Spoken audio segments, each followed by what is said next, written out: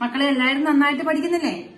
നന്നായിട്ട് പ്രാക്ടീസ് ചെയ്യുന്നില്ലേ? എഴുതി എഴുതി തന്നെ മാത്സ് പഠിക്കണം. നന്നായിട്ട് പ്രാക്ടീസ് ചെയ്യണം. എന്നാൽ മാത്രമേ നന്നായിട്ട് എക്സാം എഴുതാൻ പറ്റുള്ളൂ. നമ്മുടെ മുമ്പിൽ ആകെ എന്താ വേണ്ടേ?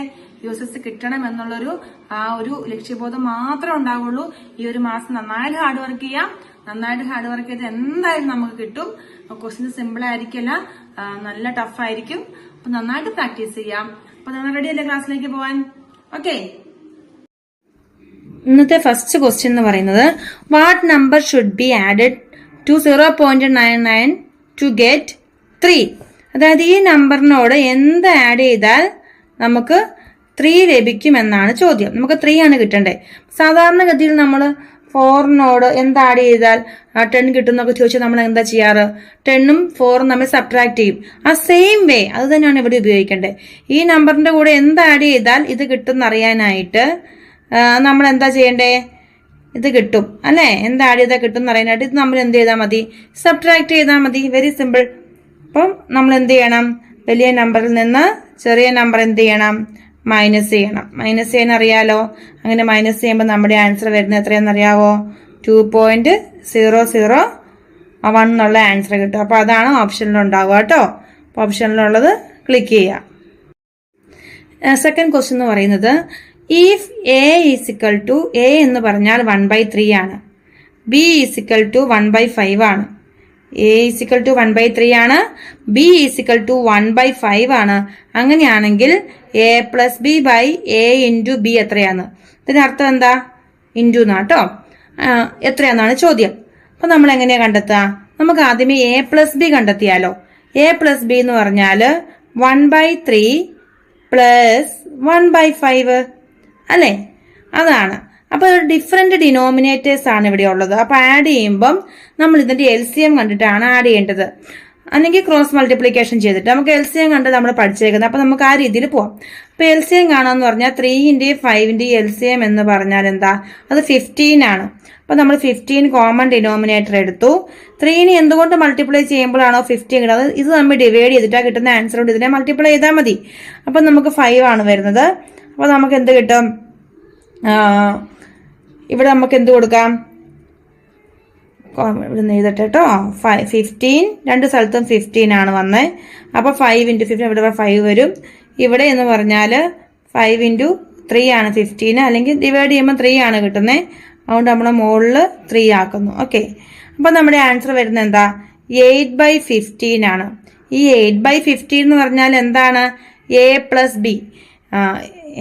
അതായത് നിങ്ങൾക്ക് എല്ലാവർക്കും ഫ്രാക്ഷൻ ആഡ് ചെയ്യാൻ അറിയാലോ അല്ലെ? അപ്പൊ അങ്ങനെ ആഡ് ചെയ്തപ്പോ നമുക്ക് എ പ്ലസ് ബി എന്ന് പറയുന്നത് കിട്ടിക്കഴിഞ്ഞു. അപ്പൊ നമ്മൾ അവിടെ എന്ത് എഴുതുക? 8/15 ആണ് നമ്മുടെ ആൻസർ. ബൈ എന്താണ്? എ ഇൻറ്റു ബി ആണല്ലേ? എ ഇൻറ്റു ബി എന്ന് പറഞ്ഞിട്ടുണ്ടെങ്കിൽ 1/3ഉം 1/5ഉം കൂടി ഇൻറ്റു ചെയ്യാൻ 1/5 ഇൻറ്റു 1/3 ഡയറക്റ്റ് നമുക്ക് ഡിവൈഡ് ഒന്നും ചെയ്യാനില്ല. 5 × 3 15. പിന്നെയോ 1 × 1 1. അപ്പൊ നമുക്ക് എത്ര ആൻസർ വരിക? 1/15 എന്ന ആൻസർ വരിക അല്ലെ?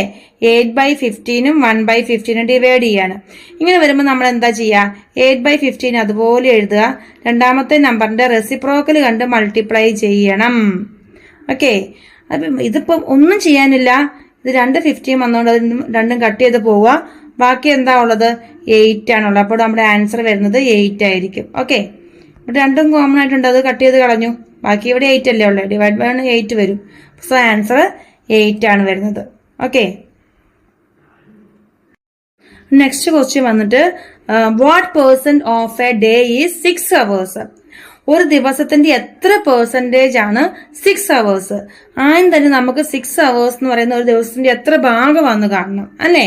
ടോട്ടൽ 1 ഡേ എന്ന് പറഞ്ഞാൽ 24 hours. അതില് 6 പാർട്ട് എത്രയാണ് അല്ലെ? അതിന്റെ പെർസെന്റേജ് എത്രയാണ്? എത്ര പെർസെന്റേജ് ആണ്? ഇതിന് നമ്മൾ ഫ്രാക്ഷണൽ ലീസ്റ്റ് ഫോമിലേക്ക് എഴുതുമ്പോൾ 1 6 are 6. എന്താ ഇവിടെ വരിക? 6 4s are 24. 1/4 വന്നു അല്ലെ? 1/4 എന്ന് പറഞ്ഞാൽ 100ൽ എത്ര പാർട്ടാന്ന് എല്ലാവർക്കും അറിയാം. എത്രയാണ്?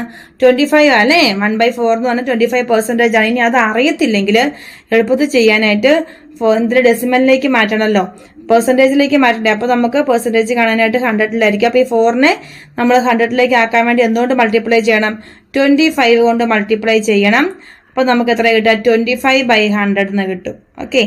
അപ്പൊ നമുക്ക് ഒരു ദിവസത്തിന്റെ എത്ര പെർസെന്റേജ് ആണ് 6 hours എന്ന് പറയുന്നത്?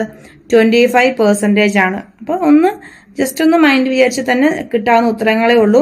നമ്മളൊന്ന് കാര്യം മനസ്സിലാക്കിയാൽ മതി. അപ്പം 1 day 24 hours ആണെന്നൊക്കെ നമുക്ക് ഈസി ആയിട്ട് അറിയാവുന്ന കാര്യങ്ങളാണ്. നെക്സ്റ്റ് വളരെ കോമൺ ആയിട്ട് ചോദിക്കാവുന്ന ഒരു ചോദ്യമാണ്, ഹൗ മെനി ഫാക്ടേഴ്സ് 5⁴ into 7�3. ഇത് ഡയറക്റ്റ് ക്വസ്റ്റ്യൻ ആണ്, രണ്ടും പ്രൈം നമ്പർ ആണ്. അപ്പൊ നമ്മൾ അതിനെ പ്രൈം നമ്പർ ആക്കേണ്ട ആവശ്യമൊന്നുമില്ല. ഡയറക്റ്റ് എത്ര ഫാക്ടേഴ്സ് ഉണ്ടെന്ന് കണ്ടെത്തിയാൽ മതി. 5⁴ എന്ന് പറയുമ്പോൾ 4ന്റെ പവറിന്റെ കൂടെ 1 ആഡ് ചെയ്യണം. അപ്പൊ എത്ര കിട്ടുക?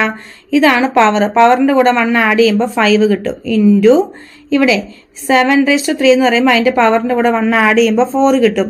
5 × 4 20. അപ്പൊ ഈ നമ്പറിനുള്ള ഫാക്ടേഴ്സിന്റെ എണ്ണമാണ് 20 ഫാക്ടേഴ്സ്. ഈസി അല്ലേ? ഇനിയിപ്പോ ഇങ്ങനെയൊക്കെ വരുവാന്ന് ഓർത്തോ, 6⁴ ×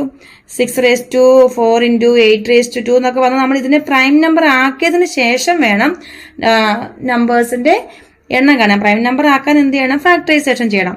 അപ്പൊ ഇതൊരു പ്രൈം നമ്പേഴ്സ് ആയതുകൊണ്ട് നമുക്ക് വേറെ ഡൗട്ട് ഒന്നുമില്ല. ഡയറക്റ്റ് ആയിട്ട് പവറിന്റെ കൂടെ 1 ആഡ് ചെയ്താൽ മതി. ഇതൊരു കോമൺ ക്വസ്റ്റ്യൻ സാധാരണ ചോദിക്കാറുള്ള ക്വസ്റ്റ്യൻ ആണ്. അപ്പൊ ഇത്രയും എളുപ്പത്തിൽ ചോദിക്കാൻ സാധ്യതയില്ല, കുറച്ചും ടഫായിട്ട് ചോദിക്കണം. അപ്പൊ ക്ലാസ് സ്റ്റാർട്ട് ചെയ്ത സമയം ആയതുകൊണ്ട് ഞാനിങ്ങനെ തുടക്കം അല്ലെങ്കിൽ ഓർത്ത് കൺഫ്യൂഷൻ ആക്കേണ്ടെന്ന് ഓർത്താണ് സിമ്പിൾ ക്വസ്റ്റ്യൻസ് വന്നത്. കുറച്ചും കൂടി ടഫായിട്ടായിരിക്കും ചോദിക്കുക. അങ്ങനെ നമ്മൾ വിചാരിക്കണം, പറയാൻ പറ്റത്തില്ല, അങ്ങനെ നമ്മൾ വിചാരിക്കണം ടഫായിരിക്കുമെന്ന്. എനിവേ നിങ്ങൾക്ക് മനസ്സിലായെന്ന് വിചാരിക്കുന്നു. പവറിന്റെ കൂടെ 1 ആഡ് ചെയ്ത നമ്പർ ഓഫ് ഫാക്ടേഴ്സ് കിട്ടും. ഓക്കെ, അപ്പൊ ക്വസ്റ്റ്യൻസ് കൃത്യമായിട്ടും ബുക്കിൽ എഴുതി വെക്കുക, പഠിക്കുക. ഓക്കെ.